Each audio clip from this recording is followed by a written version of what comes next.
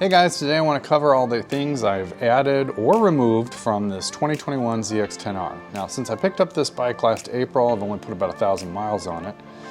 But that doesn't mean I haven't had my eye on performance mods and cosmetic changes and maybe even a new exhaust. So stick around and I'll tell you all about it.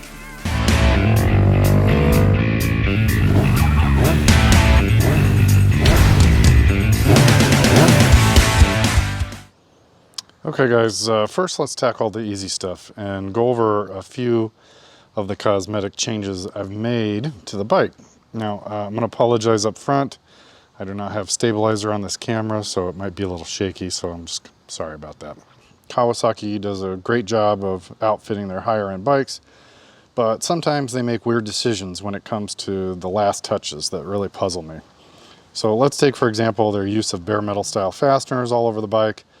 Now, I don't think it really costs that much to get anodized fasteners. That would be a much better match to the bike.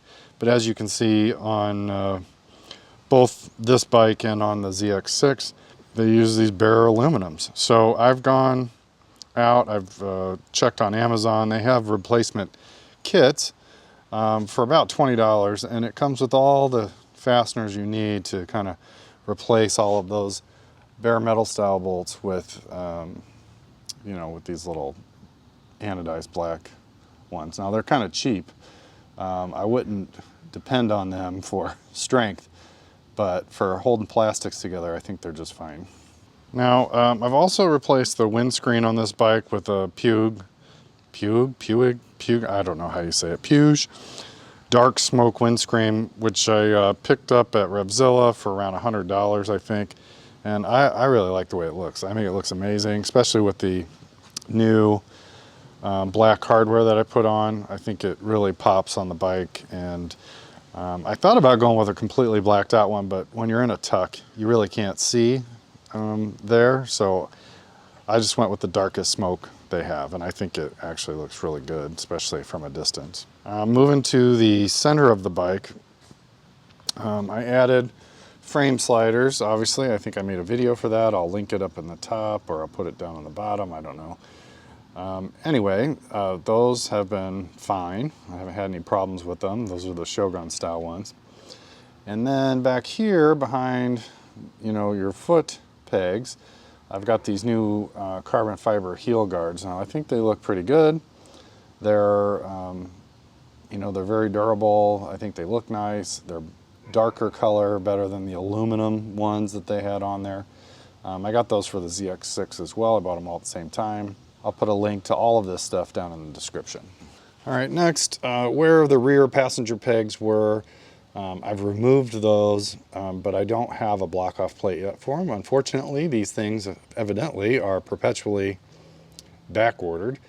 So I went ahead and ordered them. I'm hoping, you know, within the next month or so, I'll be able to get some of those, but I think it still looks better, even with the stock bolts sitting in there. I don't think there's anything structural there, but I went ahead and put the bolts back in just so it wouldn't look, or wouldn't fall apart on me. So anyway, I think those look good, both sides of the bike. And I think from the back end, I think it just gives it a better look. There's just nothing back here now, and it really tapers the bike out really pretty well. All right, and then finally, the last thing, and I made a video on this as well, is the tail tidier, the Fender Eliminator kit that I put on from TST. Now both the license plate bracket and the integrated tail light I bought together. I've done a video on them. It'll be linked up here in the corner, or I'll put a link to it down in the comment section. So anyway, I think it really cleans up the back end. Those god-awful fenders that come out of the factory just need to go, and I'm always surprised when people don't change those out, but I guess for some people it doesn't matter. But anyway, those are the major cosmetic changes that I've made to the bike. Okay, with that stuff out of the way, what have I done in terms of performance on this bike? So, you may recall from last year, I put this exhaust on the bike, this M4 exhaust, which really looks good. but I really didn't like the way it sounded. So I went back to the drawing board. I really wanted the Yoshimura exhaust. I'll put a picture of it or clean it up here. I think it sounds really good, but it wasn't available. So I searched and I searched and I searched, and I finally found this exhaust from Two Brothers. Two Brothers had a video online which kind of gave a sound profile for the exhaust, and I really liked that sound, and so I ordered it. It was another $600 or so. It's about the same price as the M4.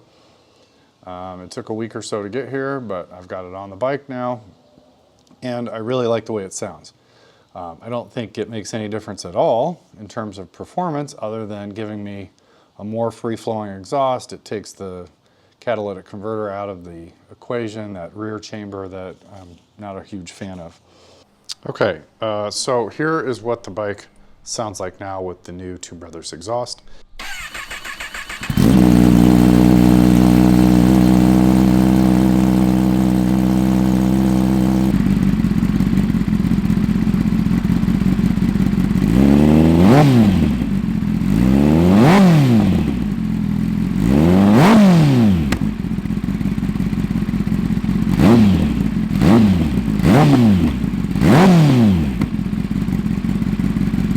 Probably the most important thing I've done to the bike is the ECU Flash.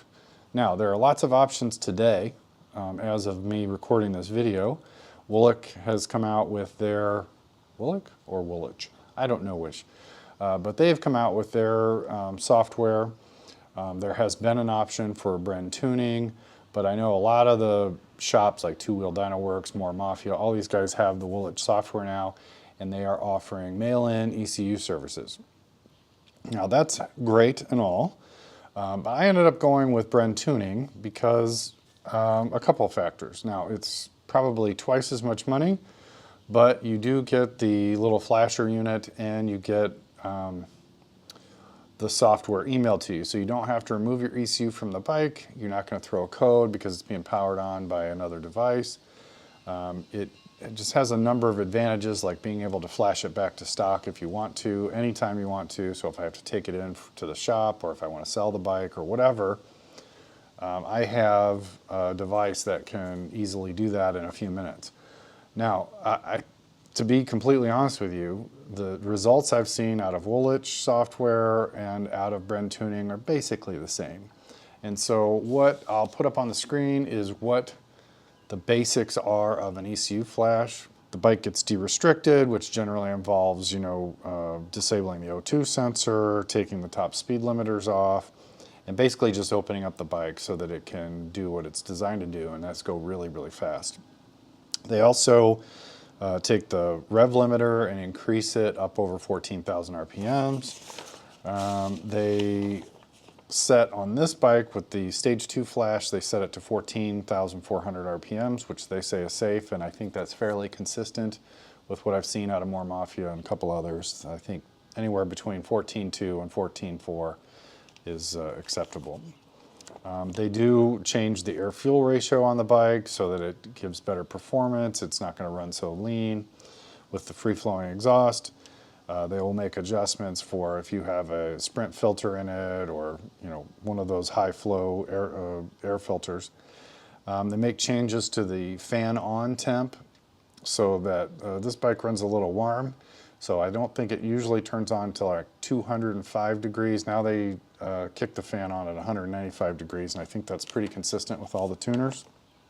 And finally, in the Stage 2 tune, which is a $200 option, by the way, they correct the quick shifter. So a lot of people complain that the quick shifter has lag, but for me, I didn't really feel that big of a difference, but it does shift smoother. It's a lot more consistent when you're auto blipping, and overall, I couldn't be more happy with how the tune turned out. When we get out on the road, I mean, you can really feel the difference. The front wheel wants to lift off the ground, going from first to second. It's nuts. This bike just has more power than I can ever possibly use out of it. And I'm sure for those of you who are track focused or like to ride a lot faster than I do, it's a good thing. And if you're going to change the exhaust on this bike, you really need to get the ECU flashed, whether you send it in, whether you take it to a proper tuner, or you use the Brent tuning option, which I did. So anyway, let's have a quick look at what's included in the Brentune kit, just so you're familiar with it, and then we'll wrap all this up. Okay, so here's what comes in the box when you order the Brentune Stage 1 Flash. You get this Dim Sport flasher unit. So here's what comes in the box. You get the flasher itself. You know, pretty simple unit. It's pretty small, pretty lightweight. It's got like this little parallel port up here. It's got a couple buttons on it, and then importantly, it's got this USB port. And this is where you do all of the interaction with your computer at. So this port here is used for actually plugging into your bike. All right, so inside the packaging, you get this little instruction manual that tells you how to get the software. And then you get all these cables. So you've got this cable set, which goes into your bike, and then this cable here that you plug into your computer. Now, this should be noted, this only works on Windows computers, but some people use Macs or Linux or whatever. This stuff does not work on those platforms. You will need a Windows laptop or PC to make these changes. Okay guys, so what do you think of all the changes I've made to the bike thus far? I'd be really interested to hear your opinions on what you think I should add next, and let me know down in the comments what you think. I'm pretty sure that I'm most of the way there in terms of what I want out of this bike, but I'm definitely open to your suggestions. I want to thank you for sticking with me through this video. I also want to thank everybody for the warm wishes I got after my last video. I really do appreciate it.